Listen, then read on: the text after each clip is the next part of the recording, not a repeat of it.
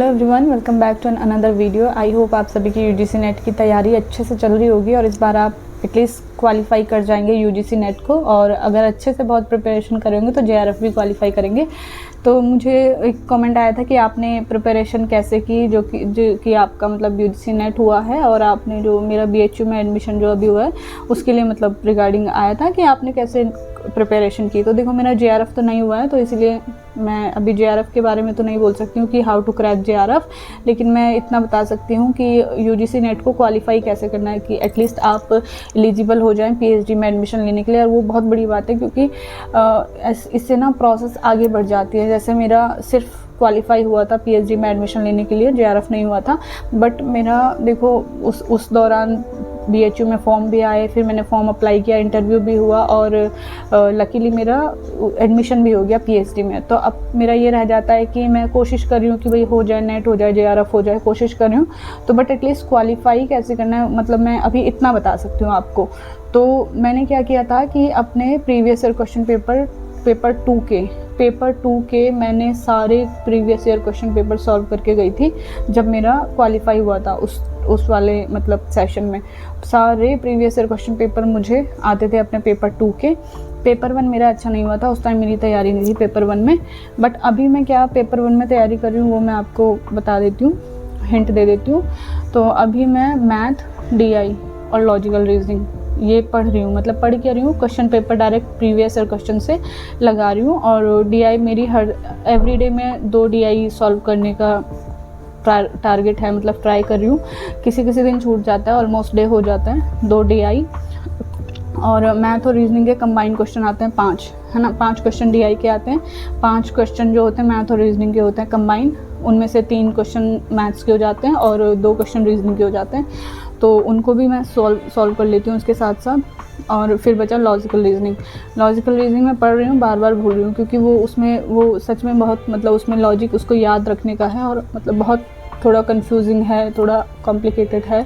तो उसको भी लेकिन अच्छे से पढ़ना पड़ेगा। तो मैं लॉजिकल रीजनिंग में भी थोड़ा अपना टाइम दे रही हूँ। अगर टाइम देंगे तो हो जाएगा, समझ में आ जाएगा। अगर टाइम नहीं देंगे तो फिर उसके भी 5 नंबर ऐसे ही चले जाएंगे वेस्ट। लेकिन लॉजिकल रीजनिंग करना ही होगा क्योंकि उसमें से पूरे 5 क्वेश्चन बनते हैं यूनिट में से। तो इस तरह से मैं अभी इन पे ध्यान दे रही हूँ क्योंकि अभी 45 to 50 डेज़ बचे हैं एग्ज़ाम के लिए। और अगर अभी से आपने मैथ्स रीजनिंग को नहीं पकड़ा तो लास्ट के जो 10-20 डेज़ होंगे उस टाइम पे होपलेस होने लगते हैं। बहुत ज़्यादा ऐसा लगता है कि अभी कंटेंट बहुत ज़्यादा है पढ़ने के लिए। मैं अपना लास्ट टाइम का बता रही हूँ कि मैंने लास्ट टाइम पे अपना मैथ्स और ये लॉजिकल रीजनिंग सोचा था इन्हें तो मैं बाद में सॉल्व कर लूँगी और मुझे याद रहेगा फ्रेश। मैंने अभी सॉल्व किया तो मुझे याद भी रहेगा और एग्ज़ाम में उसी अप्रोच से मैं कर लूँगी। लेकिन लास्ट 20 डेज़ में मेरे ऊपर प्रेशर बहुत ज़्यादा आ गया था क्योंकि मेरा पेपर 2 का सिलेबस, पेपर 1 का सिलेबस और मैं उतनी कॉन्फिडेंट नहीं थी।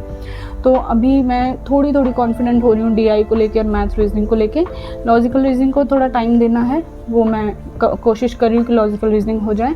और बचे बाकी टीचिंग एप्टीट्यूड, रिसर्च एप्टीट्यूड, ये मैंने थोड़े पढ़ लिए हैं, मतलब इनके जो टॉपिक्स हैं पढ़ लिए हैं। अब मैं डायरेक्ट क्वेश्चन लगा रही हूँ, प्रीवियस ईयर क्वेश्चन से ही डायरेक्ट क्वेश्चन लगा रही हूँ। तो वहीं पर ही जो आ रहे हैं तो मेरा रिवाइज हो जा रहा है और क्वेश्चन कैसे बनाना है वो हो जा रहा है। तो मैं मतलब यही कह रही हूँ कि इस अप्रोच से आप ट्राई कर सकते हैं। अगर आपको बहुत डिफ़िकल्ट लग रहा है तो, अगर आपने पढ़ा हुआ है और आप कर पा रहे हैं सॉल्व तो कोई प्रॉब्लम नहीं है।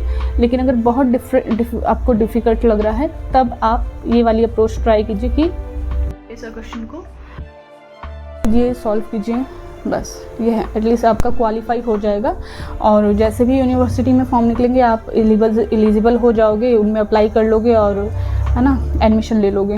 क्योंकि एडमिशन लेने के बाद थोड़ा मोटिवेशन मिल जाता है कि हाँ एडमिशन हो गया है, अब हमें जेआरएफ निकालना है। तो बस यही है, मैं कोशिश कर रही हूँ। अब लेट्स सी कि मेरा कितना तैयार होता है 45 डेज़ में, कोशिश कर रही हूँ। Wish you all the best. And अभी मैं ट्राई करूँगी कि डेली आऊँ क्योंकि आज मेरे को बहुत दिनों के बाद लगा कि आई वांट टू टॉक, क्योंकि बहुत टाइम से मतलब मैं वीडियो नहीं बना रही हूँ। तो आज मुझे लगा कि आई वांट टू टॉक, तो इसलिए आज मैंने वीडियो बनाई और ऐसे ही मैं बीच बीच में बनाती रहूँगी। अभी जो जैसे कि आप पूछ रहे हैं कि हॉस्टल का क्या हुआ, तो हॉस्टल का ये हुआ कि अभी प्रोसेस में है हॉस्टल का, अभी हॉस्टल अलॉट नहीं हुआ है, इसलिए मैं अभी बीएचयू में शिफ्ट नहीं हुई हूँ। कुछ लोग बोल रहे थे ना कि आप आ गई हैं, बीएचयू कोर्स वर्क स्टार्ट हो गया है, तो अभी मैं बीएचयू में नहीं आई हूँ क्योंकि अभी हॉस्टल अलॉट नहीं हुआ है मुझे, होने वाला है, मतलब चल रहा है प्रोसेस। और कोर्स वर्क अभी स्टार्ट नहीं हुआ है क्योंकि अभी ये मई का महीना चल रहा है, जून में छुट्टी पड़ जाती है ऑलमोस्ट, सारे असिस्टेंट प्रोफेसर छुट्टी पे चले जाते हैं, तो कोर्स वर्क के चांसेस हैं जुलाई में स्टार्ट होने का। अब मतलब हमें मेल आ गई है डिपार्टमेंट से कि आप रिपोर्ट करो, अपने सुपरवाइज़र को रिपोर्ट करो अटेंडेंस, मतलब मेल तो आ गया है ऑफिशियली, बट जैसे ही हॉस्टल अलॉट होगा तो हम भी वहाँ पर शिफ्ट हो जाएंगे। तो ये है बस, बाकी कोर्स वर्क शायद जुलाई में स्टार्ट होगा, या जब भी होगा तो मैं अपडेट करूँगी, और मैं बीच बीच में आके मतलब ऐसे बातचीत करती रहूँगी, वीडियो बनाती रहूँगी। So thank you so much for watching this channel, bye.